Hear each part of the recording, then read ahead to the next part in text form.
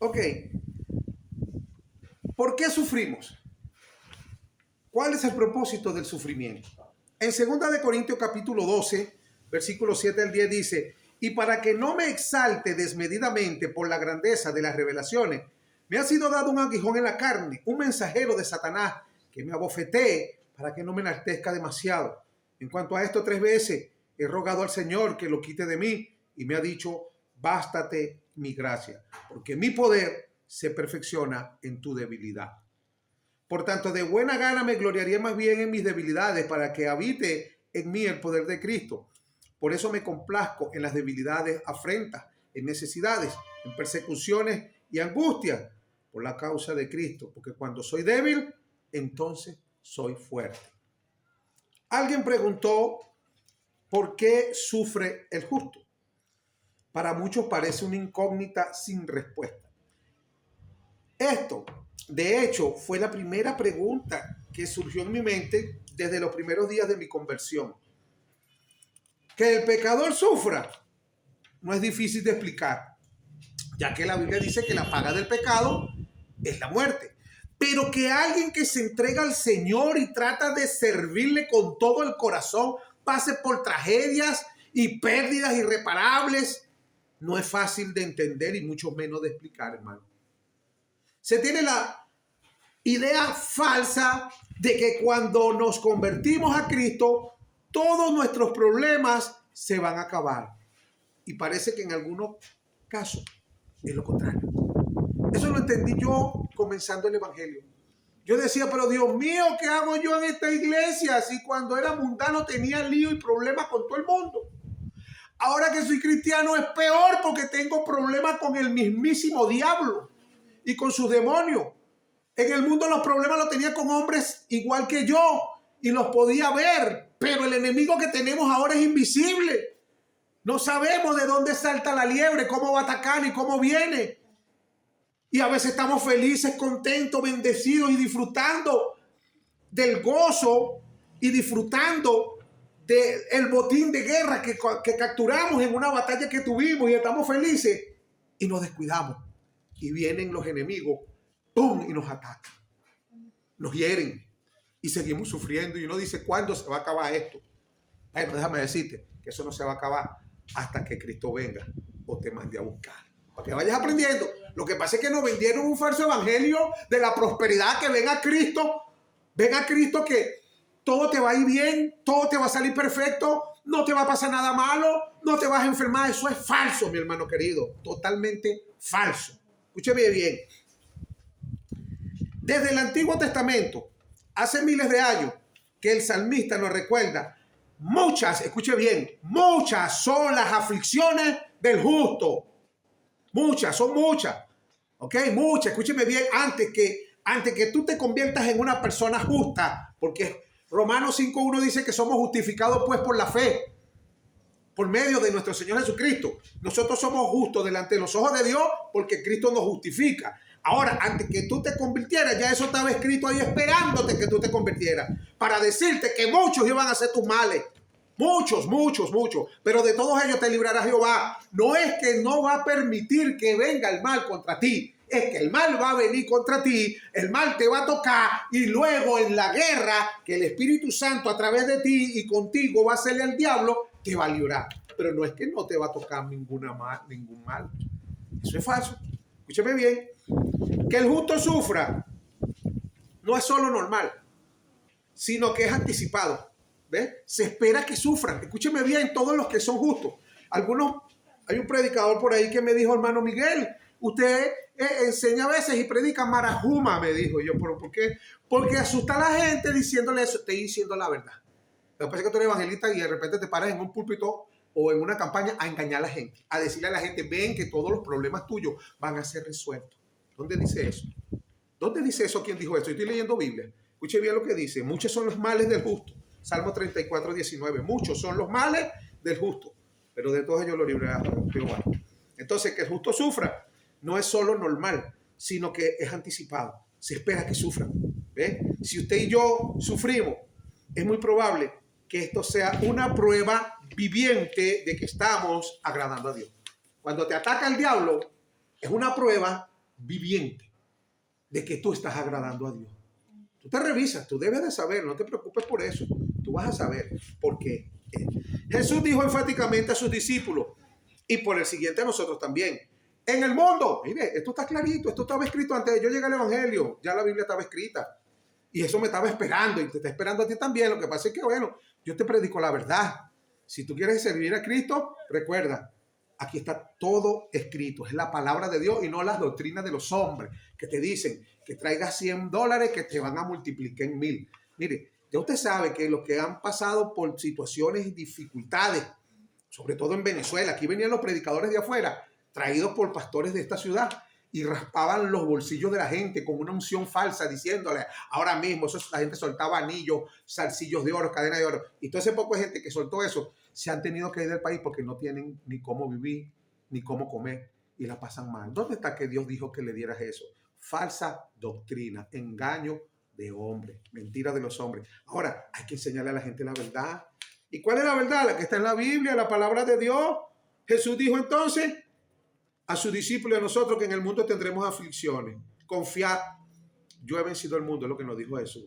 Y Pablo mismo, en 2 Timoteo, capítulo 3, versículo 12, nos dice también que todos los que quieren vivir piadosamente en Cristo serán perseguidos. Ahora, nosotros en nuestra humana manera de ver las cosas, desde nuestra perspectiva, visualizamos el sufrimiento como algo negativo, como algo trágico, como algo ilógico, como algo irónico e indeseable. Y Dios, por su lado, lo ve inconmensurable con su sabiduría. Ve que el sufrimiento es un caudal de bendiciones y de beneficios para nosotros los creyentes. Mientras que nosotros vemos el sufrimiento como muerte, Dios ve el sufrimiento en nosotros como vida. Cuando nosotros miramos el sufrimiento solo destrucción, Dios está vislumbrando una vida nueva en Cristo. Al nosotros mirar el sufrimiento solo dolor, Él contempla sanidad. Nosotros esperamos en el sufrimiento una derrota. Sí, cuando estamos mal así, listo, se acabó todo esto, ya no hay más nada que hacer, ¿hasta cuándo? Se nos mete el espíritu de Calimero. Qué injusticia, los mayores no me comprenden, ¿por qué? Pero mira, Dios no lo ve de esa manera. Nosotros miramos el sufrimiento solo dolor, Él contempla sanidad. Nosotros esperamos en el sufrimiento derrota. Él, no obstante, anticipa oportunidad. Nosotros contemplamos el sufrimiento ironía. Él, por su lado, percibe perfecta armonía. Mientras que nosotros en nuestra espiritual miopía tratamos de evadir y evitar el sufrimiento, Él constantemente se vale de este para ayudarnos y mantenernos adentro de su voluntad. Así que si Dios usa el sufrimiento y este es de esperarse en todo cristiano, escuche bien, el sufrimiento tiene que esperarse en todo cristiano. Y si eres cristiano de verdad, espera, no de mentira, porque yo conozco un pastor que se descarrió, ahora tiene 2 mujeres y está más gordito y bonito y hasta tiene un cargo en una empresa, un cargo, y entonces le va bien. Tú eres del diablo, perdóname que te lo diga, pero tú eres del diablo, tú no eres de Dios. La Biblia dice que Satanás se viste de ángel de luz para engañar, si es posible, a los escogidos, y que no es extraño que los ministros de Satanás se vistan como ministros de justicia. Entonces, si yo soy un cristiano que no leo, que no oro, que soy pachareco, ¿qué va a pasar? Cuando veo a ese pastor, lo que quiero es estar como él. Oye, conseguime 2 o 3, si pudiera, ¿verdad? Pero déjame decirte que eso es mentira, esas son cosas del diablo, no te dejes engañar, sigue aguantando. Algunos no tienen, otros tienen una y están sufriendo. Aguante, porque ese es el verdadero evangelio de nuestro Señor Jesucristo, que todo ayuda y obra para bien. Aguante. ¿Cuánto alaba la gloria de Dios? ¿Ah? Entonces, si Dios usa el sufrimiento, y este es de esperarse en todo cristiano, en lugar de evadirlo, deberíamos mejor tratar de vivir con él. Tratar de vivir con el sufrimiento. Yo me puse a analizar cosas que a veces uno sabe, pero que Dios necesita revelarnos. Mire, los propósitos del sufrimiento, lo entendemos o no, Dios tiene un propósito para todo lo que Él hace. Y el permitir que nosotros como cristianos pasemos por sufrimiento no está exento del propósito de Dios, ¿ok? Del propósito de Dios. Entonces hay uno o varios según la Escritura. Si vemos el sufrimiento por los ojos de Dios, encontraremos algunos propósitos que Él tiene para esto. Número 1, revela nuestro carácter, revela lo bueno y lo malo que hay en nosotros. Y podemos analizar el caso del apóstol Pablo, ¿ves? Que dice que el aguijón con el que Pablo sufría le enseñó que él era orgulloso, y que era propenso a ensolvecerse, o sea, a exaltarse. Entonces, esa prueba, ese aguijón lo ayudó. ¿Ves? Es casi imposible hablar de sufrimiento sin mencionar a Job en la Biblia. En el caso de Job, el sufrimiento que le causó perder todo lo que tenía, escuche bien, incluyendo todos sus hijos. Yo no he visto a nadie que haya pasado por una prueba así como la de Job en la tierra. Esa sí es la mamá de las pruebas. Tú sabes lo que es. Él perdió todo, incluyendo a sus hijos. Sacó a relucir esa prueba, que lo que había en él, su carácter, su firmeza, su fidelidad, su espiritualidad y madurez. En la historia tan conocida de Job, Satanás llega ante la presencia de Dios. Mire cómo hace el diablo para que usted vaya viendo. Ay, Dios, el Señor lo reprenda, ¿sí? Repréndalo usted también. Job, dice la Biblia, en el capítulo 1, desde el versículo 6 al 12, dice que un día vinieron a presentarse delante de Jehová los hijos de Dios, entre los cuales vino también Satanás. Escuche bien. Y Jehová le preguntó a Satanás: ¿no te has fijado en mi siervo Job, que no hay otro como él en la tierra? Hombre íntegro, y dicho por Dios, no dicho por los evangélicos ni por las ovejitas, porque si yo le pregunto a ustedes cómo soy yo, y ustedes van a decir, mi pastor es íntegro, obediente, qué bello, qué lindo el pastor. Pero aquí lo está diciendo es Dios, que no falla. Ustedes se pueden equivocar, yo también me puedo equivocar, porque somos hombres, pero Dios no se equivoca. Y Dios está diciéndole a Satanás, ¿ves? ¿No te has fijado en mi siervo Job, que no hay otro como él en la tierra, un hombre íntegro, recto, temeroso de Dios y apartado del mal? Y Satanás respondió a Jehová diciendo: ¿acaso temes a Dios de balde? ¿Acaso no le has protegido a él y a su familia todo lo que tiene? El trabajo de sus manos ha bendecido y sus posesiones se han aumentado en la tierra. Pero extiende, por favor, tu mano y toca lo que tiene, y verás si no te maldice en tu misma cara. Y Jehová le respondió a Satanás: he aquí todo lo que él tiene está en tu poder, solamente no extiendas tu mano contra él. Entonces Satanás salió de delante de la presencia de Jehová. La gente se pregunta, ¿por qué Satanás estaba en la presencia de Jehová? ¿Cómo es posible que el mismísimo diablo tenga acceso a la presencia de Dios?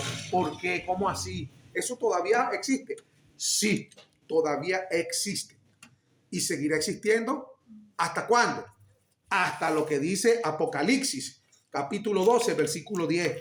Dice: entonces oí una gran voz en el cielo que decía: ahora ha venido la salvación, el poder y el reino de nuestro Dios y la autoridad de su Cristo, porque ha sido lanzado fuera el acusador de nuestros hermanos, el que los acusaba delante de nuestro Dios día y noche. El diablo nos acusa delante de Dios día y noche, porque él es un fiscal público. Miren, hasta en la tierra, en Venezuela, en Estados Unidos, hay fiscales acusadores. En el cielo hay una corte suprema celestial donde el justo juez que está en el trono se llama el único rey del universo, Jesucristo. ¿Y qué pasa con eso? Satanás es el acusador día y noche. Pero ¿cuándo va a ser lanzado fuera? Fuera en Apocalipsis lo dice. Ya eso es cuando Cristo venga. Ya esa es otra cosa. Pero mientras tanto, todavía desde Job hasta nuestros días, porque aún al mismo apóstol Pedro, Jesucristo le dijo: Pedro, Satanás te ha pedido para zarandear, pero yo he rogado al Padre para que tu fe no falte. Entonces, ¿cómo lo pedía? Tenía que hablar con Dios, con el Padre, porque Él es un fiscal acusador. Él, todo lo que tú haces y le das derecho legal, todo lo que tú hagas dándole derecho legal en las cortes celestiales al diablo y a los demonios, ellos lo van a utilizar en tu contra. Por eso Satanás se presentaba y estaba y está presente delante del trono de nuestro Dios. Amén. Ahora, es muy fácil vivir cristianamente cuando no hay problemas, cuando todo marcha viento en popa. Es sumamente fácil agradecerle a Dios cuando todo lo que recibimos de Él son bendiciones, salud, tranquilidad, pero la realidad de lo que somos saldrá a flote tan pronto como comiencen a presentarse los problemas. Nuestro verdadero nivel y peso espiritual se pone en la balanza de la realidad cuando Dios permite que algo malo, terrible o aún devastador no suceda. En el caso de Job, Dios permitió que perdiera todo, incluyendo a sus 10 hijos, un mismo día y a una misma hora. ¿Qué le parece? ¿Quién ha pasado eso? Espero que nadie. de los que estamos aquí ni de los que están escuchando a través de las redes sociales. Entonces, la realidad de su carácter no se hizo esperar y se dejó ver inmediatamente ante la escalofriante realidad de tal tragedia. José levantó y rasgó sus vestidos, en señal de que de dolor, y se rasuró la cabeza, mostrando luto y duelo. Y se postró en tierra y adoró a Dios diciendo, lea Job capítulo 1, versículo 21 y 22, y dijo, desnudo salí del vientre de mi madre, y desnudo volveré allá. Jehová dio y Jehová quitó, sea bendito el nombre de Jehová. En todo esto Job no pecó ni atribuyó a Dios despropósito alguno. Por eso tenemos que tener siempre, como siempre lo tenemos, Romanos 8, 28. Y a los que aman a Dios, todas las cosas le ayudan a bien. De ahí nos agarramos, conforme a lo que sus propósitos son llamados. Todas las cosas. Entonces, cuando nosotros estamos un poquito descuidados, vienen los ataques. Los ataques siempre vienen. Y si tú no estás en un nivel, porque todo el tiempo no estamos al 100%, porque a veces nos descuidamos, y sobre todo cuando estamos en bendición, que estamos disfrutando el botín de guerra que tenemos, estamos concentrados en qué vamos a comprar, qué vamos a comer, alegre, y ahí donde el diablo, ahí donde tenemos que estar pendientes. Por eso los israelitas, cuando estaban restaurando en los muros de Jericó, de Israel, ellos, de Jericó no, de Israel, de Jerusalén, ellos con una mano pegaban bloques, con la otra la tenían en la espada desenvainada, pendiente. O sea, estaban construyendo, pero estaban pendientes. ¿Por qué? Porque el enemigo ataca, y tenían el enemigo ahí a dos árabes, uno llamado Zambalá y otro llamado Tobías, que es el que también a veces nos ataca a nosotros, pero espiritualmente, cuando tú tienes platica, que estás haciendo algo, construyendo algo, tanto ministerial, como sea, ahí está el diablo diciéndote y los demonios, tú no vas a poder, ahí vas a perder tu real, eso no te va a salir bien. Esos son ataques, y nosotros tenemos que estar entonces, ¿cómo? Velando y orando. Amén. Entonces, aunque no entendía lo que le estaba sucediendo a Job, él sabía que en todo Dios tenía un propósito para él. Entonces, el Señor permitió que Job sufriera para demostrar que este era un hombre fiel, y que el dolor, en lugar de moverlo y maldecir a Dios, pusiera al descubierto su madurez espiritual. Y eso nos los deja como testimonio. Fueron hombres que padecieron eso y sufrieron esas cosas para dejarnos a nosotros ejemplo. ¿Ok? Por otro lado, cuando la tragedia llegó a la esposa de Job, fíjense ustedes, esta mostró lo que había en ella, aunque sin duda ella era una mujer que también adoraba y servía a Dios juntamente con su esposo, con Job. Pero el sufrimiento descubrió que todo lo que había en ella era hipocresía. Al contrario de Job, ella no solo maldijo a Dios, sino que le dijo a Job, ve, al ver ella la fidelidad de Job, ella dice en Job capítulo 2, versículo 9, dice, su mujer le dijo, ¿todavía te aferras a tu integridad? Maldice a Dios y muérete. ¿Ah? Entonces Job, cubierto de una espantosa sarna maligna, le responde a su esposa en Job 2:10, has hablado como hablaría cualquiera de las mujeres insensatas. Recibimos el bien de parte de Dios y no recibiremos también el mal. En todo esto Job no pecó con sus labios. O sea, cuando el hombre que sufre es fiel en verdad y su amor a Dios es real, te voy a decir la verdad, no hay dolor, no hay prueba, no hay aflicción o carga que lo haga reaccionar negativamente ante Dios. Aunque el sufrimiento revela nuestro verdadero carácter, porque ¿quién no chilla? Dígame usted, ¿quién no chilla? Uno se molesta, la cosa es que tú te molestas, pero tú no lo vas a maldecir a Dios. Tú mismo te das cuenta que estás bajo de oración. Tú mismo te das cuenta que necesitas ayunar. Yo no sé usted, yo me doy cuenta, ay, necesito ayuno. ¿Por qué? Porque cuando me ataca el diablo y los demonios y yo siento el golpe, yo digo, ay, estoy bajito. Porque siempre me atacan, pero a veces no siento tanto porque estoy fuerte. ¿Ven? Porque ando caminando en una dimensión, pero hay momentos que no estamos tan fuertes. O yo no sé si usted todos los días ayuna, si usted ayuna todos los días y todos los días, hermano, yo te felicito, pero yo creo que yo soy humano y todos somos humanos, y hay momentos donde no estamos a un 100%, y lamentablemente cuando viene el ataque, lo cogemos duro, lo único que sabemos es aguantar, chillamos en la carne, nos molestamos con todo el mundo, ¿ves? Pero nunca levantamos la mirada al cielo, maldecir a Dios y a decir, no sigo en esto. Nunca, al contrario, sabemos que tenemos que ayunar y orar porque la cosa está, la pelea es peleando. No nos rendimos, ¿cierto? Ni nos entregamos. Porque rendirnos, apartarnos de Dios, entregarnos al enemigo. Como decirle al diablo, aquí estoy, vaya, no sigo más peleando contigo, es lo que te dé la gana. Estás loco, tienes que pelear hasta lo último. ¿Cuánto vale la gloria de Dios? Entonces, por otro lado, cuando el hombre o la mujer no vive en una relación sincera con Dios, el dolor lo revela. Su reacción es siempre negativa. Ayer vi una hermana que estábamos comiendo en el comedor, estábamos juntos. Ella me dice que su hijo y varios sobrinos de ella se descarriaron. porque un pastor un día los reprendió. Le dijo, los reprendo, hijo del diablo. Se fueron de la iglesia y no volvieron más. Bueno, en ese momento de esa prueba, déjame decirte que sale a reducir lo que es la verdadera relación que ellos tenían con Dios. Era falsa, porque yo le voy a decir algo. Yo conozco hombres de Dios que hasta los pastores de maldad, hombres que a veces caen en desgracia, usados por el diablo, le han quitado hasta las esposas. Y sin embargo, esos hombres continúan hasta el día de hoy predicando el evangelio de Jesucristo. ¿Ves? Entonces no hay excusa. Cuando tú eres un hombre que de verdad fuiste llamado por Dios y tuviste un encuentro genuino con el Señor, a ti ni nada ni nadie te puede dejar la mujer, te puede abandonar, te puede traicionar, y usted sigue alabando a Dios, usted sigue predicando a Cristo, usted sigue amando al Rey, porque allí va a demostrar tu verdadera fidelidad a Dios. La gente que no tiene una relación genuina con Dios, los que son hipócritas, que están en las iglesias, en lo que tú le ves mal, ya no vuelven más a la iglesia. ¿Ah? En lo que tú dices algo que no les agrada, porque ellos querían escuchar el evangelio de la prosperidad, que Dios da real, que Dios te va a hacer próspero, que nunca vas a tener problemas, y escuchan este tipo de mensajes donde Dios te habla por la Biblia que el justo vivirá por fe. Tienes que creer para poder tener algo, para conseguir algo, para tener comida en tu casa, tienes que tener fe y creerlo. Para eso, entonces la gente no cree, no quiere eso. No, yo quería era billete, porque los brujos dan billetes. Tú te vas allá, que es un brujo, y te echan unos ramazos y te dan un poco de real. Bueno, búscalo, pues. Si tú crees que eso es verdad, búscalo. Para que tú veas que aquí no hay magia. Aquí lo que hay es que tener fe en nuestro Dios y ponernos los pantalones y las mujeres amarrarse bien la falda. Amén.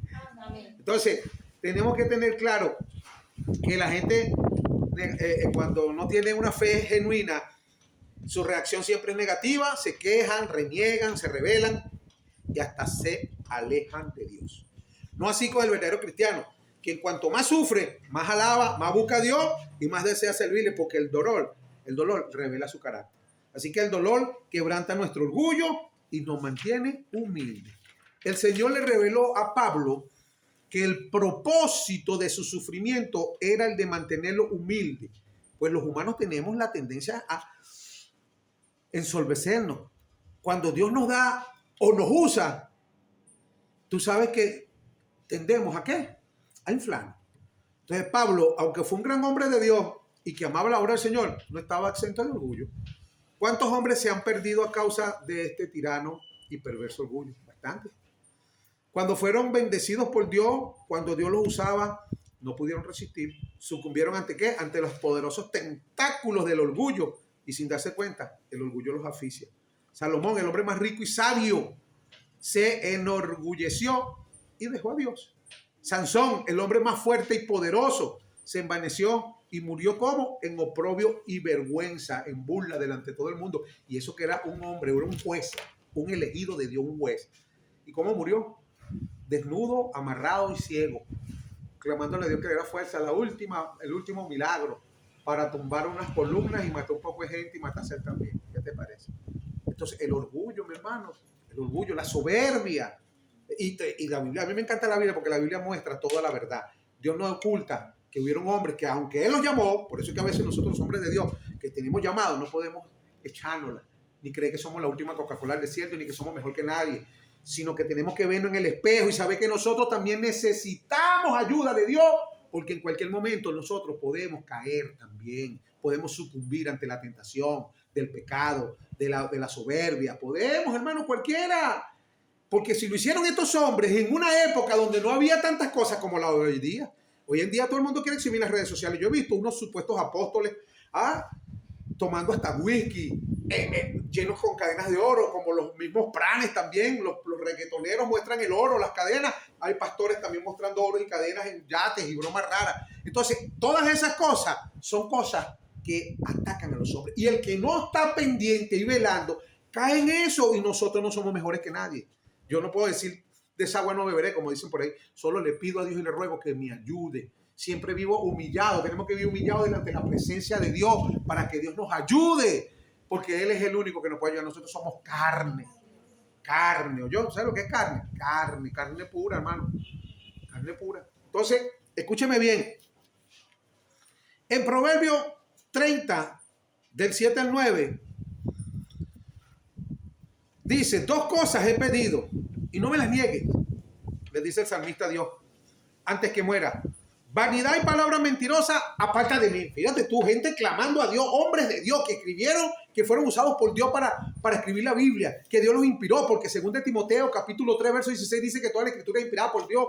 Dios inspiró a estos hombres, grandes hombres de Dios, y todavía ellos nos enseñan y nos dejaron escrito para que nosotros sepamos. 2 cosas he pedido, no me las niegues antes que muera. Vanidad y palabra mentirosa, aparta de mí. Y no me des pobreza, ni tampoco me des riqueza, solo dame mi pan cotidiano, lo que necesito. No sea que me sacie y te niegue, o diga, ¿quién es Jehová? No sea que me empobrezca y robe y profane el nombre de mi Dios. ¿Ah? Entonces tenemos claridad en esto. Solo Dios sabe si es gracias a ese sufrimiento por el cual estamos pasando que aún permanecemos sirviéndole. Mire, yo creo que, y yo lo he dicho bastantes veces, hasta para descarriarse y para pecar, tiene que tener real. Y más hoy día aquí en Venezuela. Si eres un viejo y te quieres descarriar para buscar una muchachita, tienes que tener un billetico verde. Si no, no consigues nada. Para que sepas. ¿Ah? Entonces, por eso es que a veces los evangélicos, Dios los mantiene económicamente en escasez. ¿Por qué? Porque solo Dios sabe si es gracias a ese sufrimiento por el cual estamos pasando que aún permanecemos sirviéndole. ¿Ah? Gracias a Dios por ese sufrimiento que nos mantiene humillados, dependiendo de su misericordia, reconociendo que pueblo suyo somos y ovejas de su prado somos, y que Él nos hizo y que no nosotros a nosotros mismos. Entonces el dolor nos motiva a acercarnos mucho más a Dios. ¿Ah? El sufrimiento que Pablo estaba sintiendo lo llevó a buscar el rostro de Dios con insistencia. 3 veces he rogado, dice Pablo, a Dios que me lo quite. Y dijo, o sea que 3 periodos de su vida en oración. Y me imagino que Pablo era un hombre de oración fuerte y de ayuno. Y sin embargo, probablemente en todos esos 3 periodos de intensa consagración fueron provocados por el sufrimiento que tenía. Le pedía a Dios y Dios le decía que no, bástate mi gracia, porque en tu debilidad mi poder se perfecciona. Pablo tuvo que entender, porque cuando soy débil es cuando soy fuerte, dijo Pablo. Ah, no, nosotros queremos estar todo el tiempo. Olvídese de eso, hermano, vayamos aprendiendo la bendición que nosotros tenemos. Por eso que nosotros pasamos. Yo tenía que haberme operado ayer. ¿Tú sabes cuánto sale la operación de los pólipos nasales? $1,800. ¿Ah? $1,800.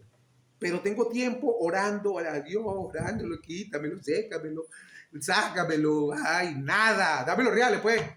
Entonces me habían dicho un precio, por ahí venía por un caminito más o menos, pero resulta que ahora hay otro precio. Dolor, hermano, sufrimiento. Yo decía, Dios mío, yo oraba bastante y yo decía, Dios mío, yo no quiero que cuando yo me muera, los hermanos de la iglesia, ustedes vayan a tener que salir a dar un potazo. Sí, porque eso es lo que uno piensa, un potazo. ¿Para qué piden a la gente? Mira, los parando los carros con un pote. Yo he visto bastante evangélicos que se han muerto y pastores y hacen un potazo. Y yo decía, no, Señor, reprendo al diablo. ¿Qué potazo nada? Yo voy a guardar algo, por si la boca me muero. ¿Ah?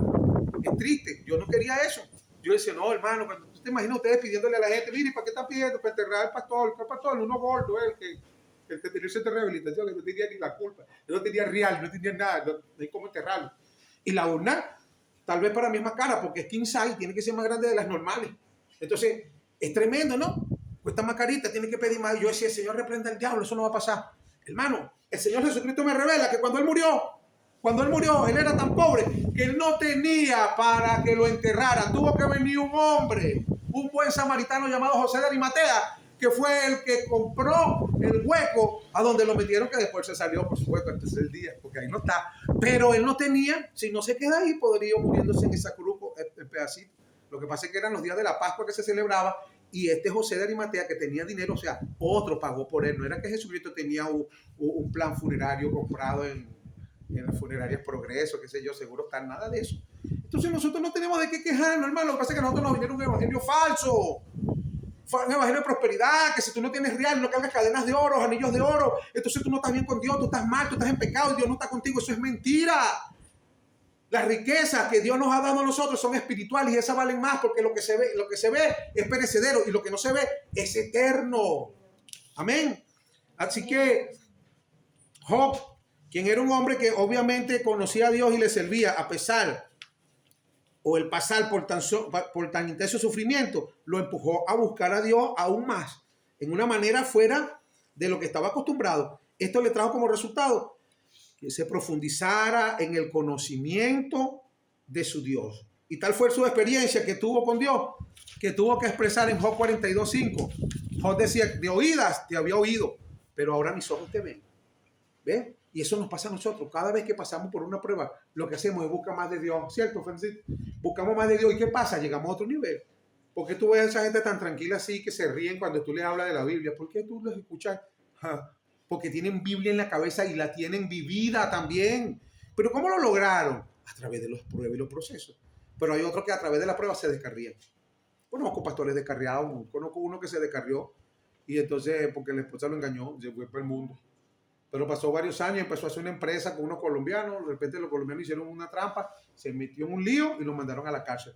2 años. Allá volvió otra vez a arrepentirse porque, hermano, tienes que esperar pasar más dolor, porque el dolor lo que te va a ayudar es a reconocer, a clamar. Jonás en el vientre del pez, fue que clamó, sí, Señor, verdaderamente tú eres Dios. Nabucodonosor, que era un tremendo rey, cuando estaba cómodo, cuando quedó en la miseria, en la ruina, que le salieron hasta, dice la Biblia, como parecía águila, las uñas como águila y como pluma, significa que estaba indigente, sin nada y loco. Y resulta que cuando tuvo un poquito de lucidez, clamó a Dios y dijo, reconozco que verdaderamente tú eres Dios. Entonces necesitabas ese dolor, ese proceso para poder, el dolor, lo entiendas, y el proceso a los que amamos a Dios, a los que somos llamados conforme a un propósito, nos ayudan a bien. Todo nos ayuda bien. Amén. Entonces el dolor perfecciona la obra de Dios en nuestras vidas, para que se acuerden de eso. El dolor de alguna forma moldea nuestro carácter, nos da forma, allana las asperezas y quema lo indeseable en nosotros. Dios le dijo a Pablo que su poder se perfeccionaba en la debilidad. A veces lo que Dios quiere hacer en nosotros requiere de sufrimiento para poder ser llevado a cabo. ¿Por qué? Porque Proverbios 29:19 dice, el siervo no se corrige solo con palabra, porque entiende, pero no hace caso. El siervo no, escuche bien, hay palabras van y palabras vienen, en muchos conflictos, hasta conflictos mundiales, internacionales, palabra y palabra y palabra, esas palabras no sirven de nada. Dios lo dice, no lo digo yo, lo dice Dios. ¿Qué hace falta entonces? Dice que el siervo no se corrige solo con palabras, porque no entiende. Entonces, dice, porque entiende, pero no hace caso. Entonces, ¿cuántas veces Dios nos ha invitado a buscarle más y servirle más de cerca, pero ignoramos su voz? ¿Cuántas veces se habrá tenido que valer de sufrimiento como último recurso para hablarnos, aunque entendamos, pero no hacemos caso? Entonces Dios te llama con lazos de amor. ¿Ve? Oseas 11, del 1 al 4 dice, cuando Israel era muchacho, yo lo amé y de Egipto llamé a mi hijo. Mientras más los llamaba, más se iban ellos lejos de mi presencia. A los Baales ofrecían sacrificio y a los ídolos quemaban incienso. Pero fui yo el que le enseñó a caminar a Efraín, tomándolo por sus brazos. Sin embargo, no reconocieron que yo los sanaba. Con cuerdas humanas los traje, con vínculos de amor. Fui para ellos como los que ponen un bebé contra sus mejillas y me inclinaba hacia ellos para alimentarlos. Mira, con lazos de amor. Pero como no hicieron caso, entonces los llama con vara de hierro. Oseas capítulo 11 del 5 al 7 dice, no volverá a la tierra de Egipto, sino que el asirio será su rey. Agárrense pues. Porque no quisieron volver a mí, la espada caerá sobre sus ciudades y destruiré su refuerzo. Los consumirá en medio de sus propias asambleas. Entre tanto, mi pueblo está obstinado en su rebelión contra mí y aunque invocan al Altísimo, no lo quieren enaltecer. Al faraón mismo en Egipto, Moisés le habló y le rogó por las buenas y no hizo caso. Entonces, ¿qué hizo Dios? Mandó las plagas de enfermedades y peste. Pero no obedeció hasta que el dolor y el sufrimiento le atravesaron el alma. Allí murió su mismo hijo, su primogénito, el que más amaba. ¿Y cuántos de nosotros llegamos a él por medio de algún problema? Yo llegué por medio de un problema. Yo no era cristiano. A mí me predicaban el evangelio y me decían, Cristo te ama. Yo le decía, sí, yo también lo amo a él. Muchos me decían, ven al Señor. Yo le decía, no, ¿para qué? ¿Qué voy a hacer yo allá si yo soy fornicario? Yo soy borracho, yo soy bandido. ¿Qué voy a hacer yo en una iglesia? Eso no es para mí. Ah, pero cuando llegó el momento de la dificultad, donde no había nada ni nadie que me ayudara, solamente Jesucristo, ahí sí tuve que entender. O sea, cuando somos elegidos, cuando somos escogidos, cuando somos predestinados, el Dios de los cielos te va a llamar como sea. Tal vez el dolor que tú estás sintiendo en este momento es un dolor que tú mismo ni se te imaginas. Pero ese dolor es permitido por Dios con el propósito de hacerte entender algo, que tú tienes un llamado, que tú te estás haciendo el loco o la loca, y desde hace años tú sabes que Dios te llamó, o a tu esposo, y tú le trancas, le des piedra de tropiezo. Así que vas a tener problemas. ¿Para qué? Para bien. Acuérdate de eso, para bien. Amén. Así que Dios no descansará hasta que se entreguen a Él, y usará el sufrimiento si es necesario con tal de salvarlo. Dios al hijo que ama disciplina y castiga. Hebreos 12, 5 al 8 dice, y sabéis, y habéis ya olvidado la exhortación que se os dirige como a hijo. Hijo mío, no tengas en poco la disciplina del Señor, ni desmaye cuando seas reprendido por Él, porque el Señor disciplina al que ama y castiga a todo aquel que recibe como hijo. Amén. No importa. Permaneced bajo la disciplina. Así que Dios os está tratando como a hijos, porque ¿qué hijo es aquel a quien el Padre no disciplina? Pero si estáis sin disciplina, de la cual todos han sido participantes, entonces sois ilegítimos y no hijos. Así que el dolor nos lleva a la reflexión personal. Nos obliga a examinar cuidadosamente nuestras vidas para asegurarnos que cada uno de nosotros esté actuando en el lugar que Dios quiere que le sirvamos. Hebreos 4:15 y 16 dice, porque no tenemos un sumo sacerdote que no puede compadecerse de nuestras debilidades, pues Él fue tentado en todo, al igual que nosotros, pero sin pecado. Acerquémonos pues confiadamente al trono de la gracia, para que alcancemos misericordia y hallemos gracia para el oportuno socorro.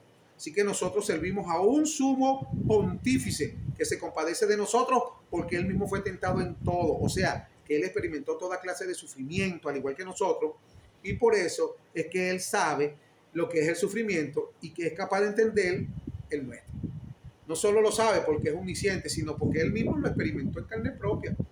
¿Ah? Cuando pasamos por el sufrimiento, nunca se nos olvide que Él, que Jesucristo, cuando se hizo humano y vino a la tierra, experimentó dolor y quebranto. Así que si pasas por escasez y te agobia la incertidumbre del mañana, recuerda que Él, Jesucristo, siendo rico, se hizo pobre. Nació en un pesebre, en un